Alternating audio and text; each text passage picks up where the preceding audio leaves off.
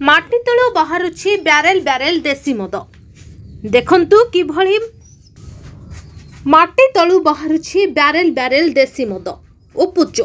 कटक जिला अबकारी विभाग चढ़ाऊ मद माफिया कारनामा देखि ताजुब अबकारी विभाग अफिसर माने जेते नष्ट करिले मध्य बाहरुछि चोरा मद। ए दृश्य हेउछि कटक जिला तिगिरिया थाना अंतर्गत भिरुड़ा ग्राम। आज जिला अबकारी विभाग और फ्लाइंग स्क्वाड मिलित चढ़ाऊ फल मद माफिया मारिछंती चंपट। बारंबार तिगिरिया और आठगड़ अंचल चढ़ाऊ तो चली किंतु मद माफिया को नियंत्रण करि पारु नाही अबकारी विभाग। तेबे देखिबाकू बाकी रहिला केबे अबकारी विभाग देसी मद उपरे रोक लगाई पारुछि। कटकरू मानस कुमार साहू को रिपोर्ट, मणिभद्रा खबर। आपण मानकर स्नेह श्रद्धा एवं भल पाइबा को पाथेय करी मणिभद्रा खबर यूट्यूब फेसबुक एवं पोर्टाल ले तार सफलता बजाय रखिछि। यहाको आहुरी लोकप्रिय करने को ई पेपर रो शुभारंभ मध्य करा जायछि।